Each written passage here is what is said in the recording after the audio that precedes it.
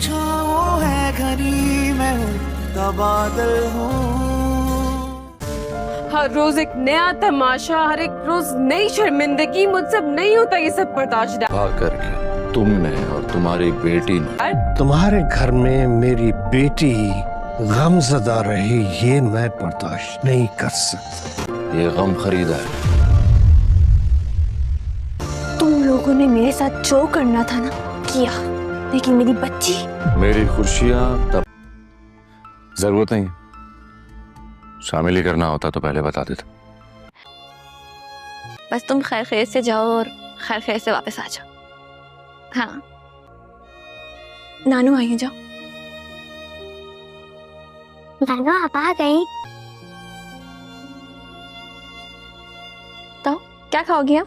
कुछ भी मोबाइल में खाए। आप यहाँ अचानक बुला सकती हूँ टेक केयर करने के लिए। ज़्यादा सोचने की जरूरत नहीं है, मजाक कर रही थी। अच्छा वो सब छोड़ो, बताओ वहां से मेरे लिए क्या लेकर आओगी? ठीक है, खुदा हाफिज। इतनी सारी छुट्टियां लेने नहीं देगा। हाँ ये भी है। आसान को अमन, अचानक हैदराबाद का प्लान बताया भी नहीं, किसी भी तरह शक पे नहीं डाल सकते, सामा बाजी को भी नहीं। ये दुआ और अजान में एक सुपर हिट हमें ट्विस्ट दिखाया जाएगा, जहां देखने को मिलता है कि अजान को इस बात का यकीन हो चुका है कि प्रीशिया सिर्फ उसकी बेटी है और दुआ ने इसे छुपा कर रखी है। और इसी तरह ऑफिस में उसकी फाइल डिटेल मंगवाता है, जहां देखता है कि प्रीशिया के नाम के सामने कोई भी फादर नेम मेंशन नहीं।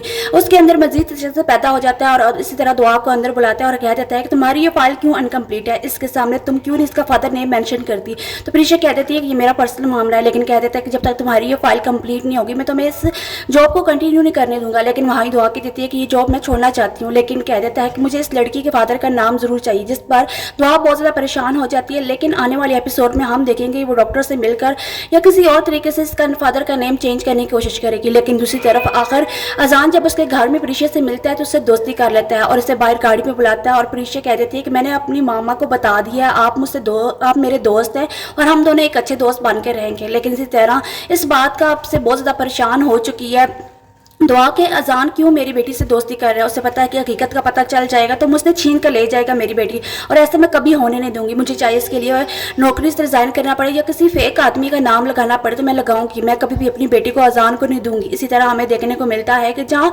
रोमाना बहुत ज़्यादा परेशान हो चुकी है, क्योंकि अभी तक उसे कभी भी अजान की तरफ से कोई भी प्यार नहीं मिला, जिसके बलबूते पर उसने शादी की। आखिर उसे हर वक्त इंसल्ट देखने को मिलती है। अजान ने यहाँ तक कह दिया कि रोमाना मेरी ज़िंदगी में तुम्हारे ऊपर कोई भी एतबार और यकीन नहीं रहा। इसी तरह रोमाना अब यही चाहती है कि हम दोनों को अलग हो जाना चाहिए, जहां हमारे कमरे अलग हो चुके हैं मुझे अब जिंदगी अलग ही गुजारनी चाहिए। लेकिन जब आती है अजान की माँ तो उसको कह देती है कि आप अपने बेटे के साथ बिल्कुल ठीक नहीं कर रही, आप अपने बेटे को जो एजेंसी उसके नाम की आप यही चाहती है ना कि इसी तरह अजान मुझसे दूर हो जाए और इस एजेंसी को संभाल ले और आपके करीब हो जाए, लेकिन ऐसा मैं होने नहीं दूंगी। इसी तरह रोमाना बहुत ज़्यादा परेशान होती है और अपने फादर से मिलने के लिए चली जाती है, जहाँ अपने फादर को बता देती है कि मैं 2 कौड़ी की मोहब्बत आज तक अजान के पीछे बैठी हुई हूँ, अपनी ज़िंदगी बर्बाद कर ली, एक कमरे के अंदर बंद होकर बैठी रहती हूँ, कब अजान आएगा, कब मैं उससे बात करूंगी। लेकिन अजान है कि उसका मुंह कभी ठीक ही नहीं हुआ, वो आज तक मुझसे ठीक तरीके से बात नहीं करता, हर बात के ऊपर मेरे बातों को याद करता है और मुझ पर क्लेम करता है और कह देता है कि ये देखो तुम पर मुझ पर इतने इल्ज़ाम लगा दिए हैं, अगर मैंने पहली दफ़ा झूठ बोला। लेकिन दूसरी तरफ बच्चा गिराने की भी